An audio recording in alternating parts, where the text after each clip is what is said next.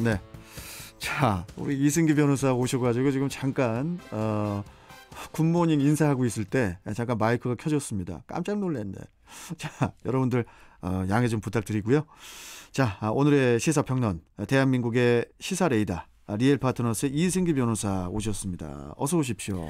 예, 안녕하세요. 네, 제가 이제 어떤 이야기를 아까 온에어풀 들어왔을 때 하려고 했었냐면, 제가 어제 막 이렇게 뭐 작업할 게 되게 많아가지고 예. 음악 작업부터 영상 작업부터 여러 가지 할 게 있어가지고 되게 바빴다. 그래서 예.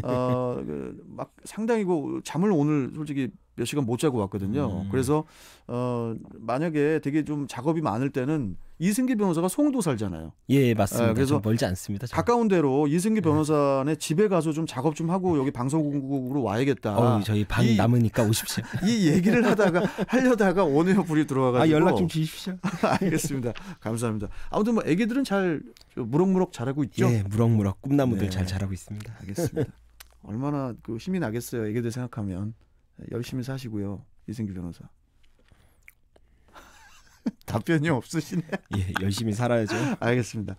자, 본론으로 바로 들어가서 첫 번째 이슈.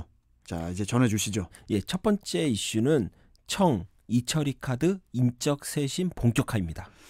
자, 청와대가 신임 정무수석으로 이철희 전 민주당 의원을 내정한 것으로 알려졌는데요. 4.7 재보궐선거 참패 후폭풍을 수습하기 위한 본격적인 인적 쇄신이 이루어지는 것 같은데 어떻게 보십니까? 예, 재보선 패배의 책임을 지고 이제 사퇴하는 이 최재성 정무수석의 이제 후임으로 이철희 전 의원이 이제 깜짝 발탁이 된 건데요. 예. 이철희 전 의원은 2016년 총선에서 이 민주당 비례대표 8번으로 국회에 입성을 했습니다. 당시 당대표였던 이제 문 대통령이 직접 영입을 했지만 이 친문이 아닌 대표적인 비문으로 분류가 됩니다. 특히 조국 사태 때 당내에서 이 비판적 목소리를 낸 몇 안 되는 인물 중 하나였고요. 뭐 이런 정치는 공동체의 해악이다. 정치의 한심한 꼴 때문에 부끄럽다. 이런 말을 하면서 21대 총선에 불출마를 선언하고 다시 방송가 이제는 정치평론으로 이제 복귀를 해서 활동 중이었습니다. 그렇죠. 사실 정무수석은 이 직제상 이 선임 수석 비서관입니다. 그리고 이제 청와대와 여야 국회가 이제 소통과 협력을 담당하고 있기 때문에 이 정치력이 검증된 이제는 다선 의원이 이제 보통 이제는 맡아왔는데요. 특히 문재인 정부 들어 이제 3선인 전병헌, 강기정 의원 그리고 4선인 현재의 최재성 의원까지 친문 중진이 계속 이 자리를 맡아왔는데 이 전직 초선 의원인 그리고 이제 비문인 이전 의원이 전격 발탁된 거는 아주 깜짝이라는 이제 표현이 맞죠. 특히 이전 의원은 이제 민주당 시절에 당 전략기획위원장과 이제 민주연구원 부원장을 역임할 정도로 이제 전략통으로 이제는 평가가 되는데요.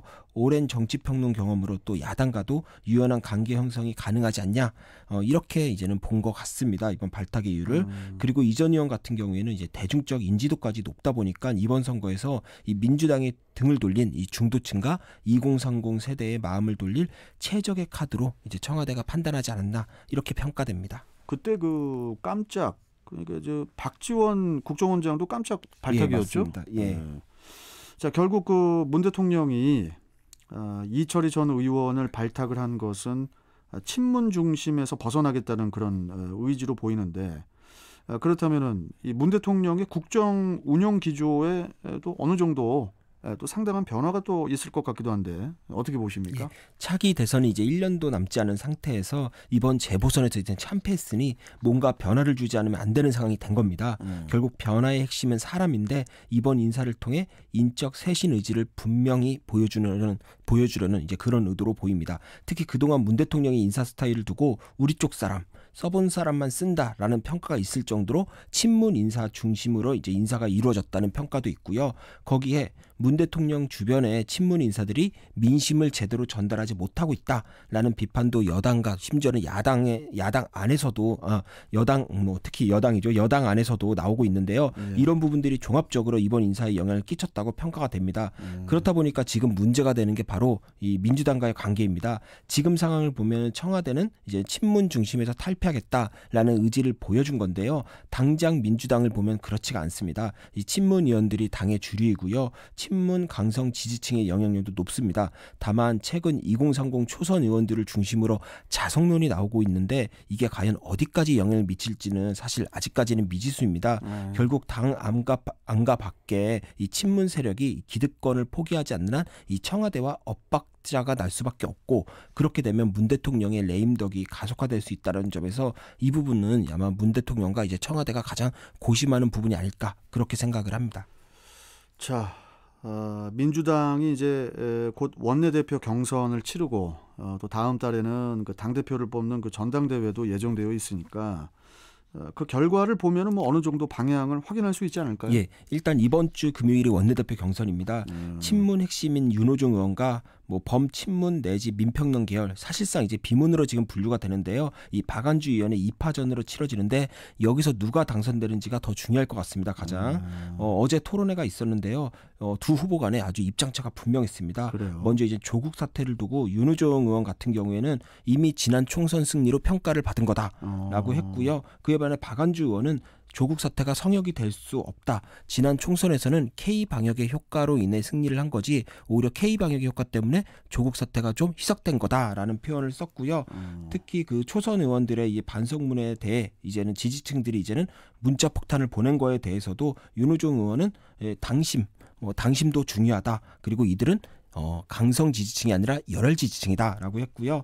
그에 반해 박안주 의원 같은 경우에는 그 민심을 이길 수 있는 건 없다라고 해서 이 소신파의 발언이 무시돼서는 안 된다라는 표현을 해서 아주 이 서로 간의 입장차가 큽니다. 특히 박안주 의원 같은 경우에는 원내대표가 되면은 상임위도 야당과 재분배해야 된다라는 말까지 할 정도였습니다.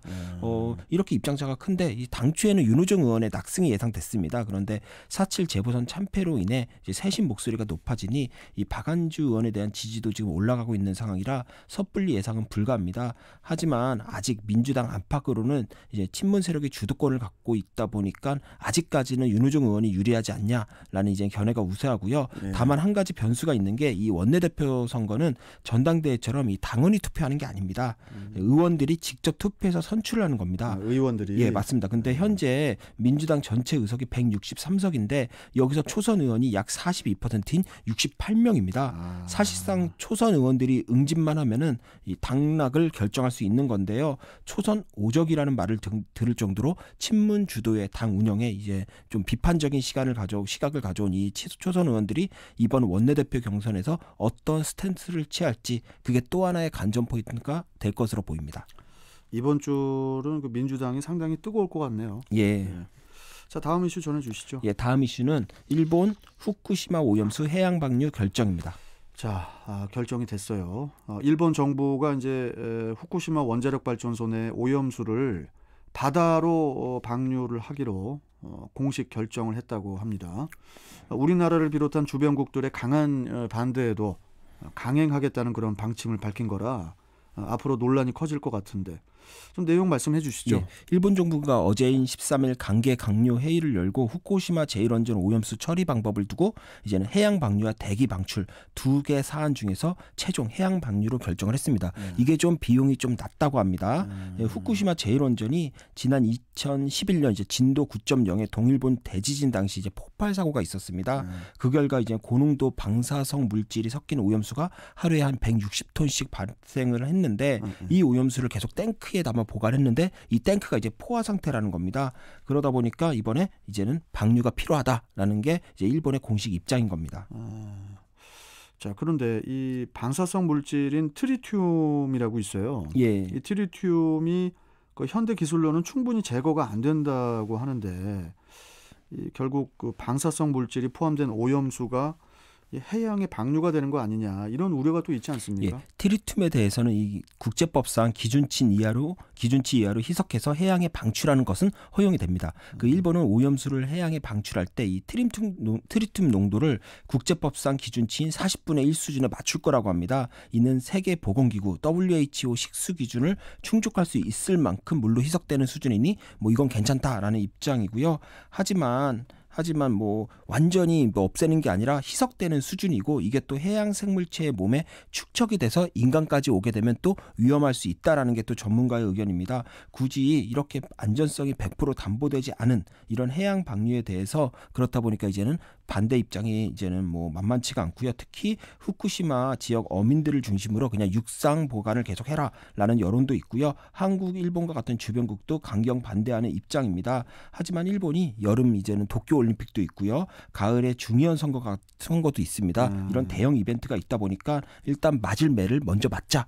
라는 심정으로 아마 이번 이런 결정을 한 것으로 보입니다. 자, 그런데 이제 일단 미국도 사실상 지지 입장을 밝혔어요. 예, 국제 원자력 기구 IAEA 역시도요. 지난 12월에 일본의 오염수 방류가 기술적으로 가능하다라고 해서 안전성 논란에 대해서 이미 그 문제가 없다라는 입장을 밝힌 상황입니다. 특히 이런 문제가 발생하면 국가 간 해양 오염으로 이제는 번지게 되는 건데 그러면 국제법상 소송으로 끌고 갈 수도 있지 않냐라는 질문을 많이 하시는데요. 소송으로 끌고 가기도 힘들고 설사 끌고 가도 실제 오염의 원인 그리고 피해 규모, 원인과 피해가 인과관계를 입증하기가 어려워 실익이 없는 경우가 많습니다. 그리고 국가 간 쟁송은 보통 힘의 원리가 작동되는데요. 이미 미국과 IAEA의 지지를 받고 있는 이번 일본의 오염수 방류를 두고 환경 오염 행위라고 또 특정하기도 어려운 게 사실입니다. 실제 그 방류까지는 이제 한 2년 정도 걸린다고 알고 있는데 뭐 그때까지 해결책을 좀 찾아야 하지 않을까요? 예, 뭐 방류 처분을 위한 이제 설비와 장비도 갖춰야 되고요. 원자력 규제위원회 심의도 거쳐야 되기 때문에 실제 방류까지는 2년 정도가 걸린다고 합니다. 그때까지 주변 국가 환경에 대한 이제 최소한의 피해를 주는 방안이 함께 강구되어야 될 것으로 보이는데 그렇게 하기 위해서는 우리나라도 이제 중국이나 뭐 주변 국가와 함께 이 문제를 좀 국제적으로 공론화할 필요가 있지 않나 그렇게 보입니다. 참 진짜 이 일을 보려면 좀 깔끔하게 봐야 되는데 항상 일본은 이 모양입니다. 참 진짜 여러 가지로 걱정입니다. 자, 오늘 말씀 여기까지 듣겠습니다. 수고하셨습니다. 예, 감사합니다. 네, 자, 시사평론가 리얼파트너스 이승기 변호사와 함께했습니다.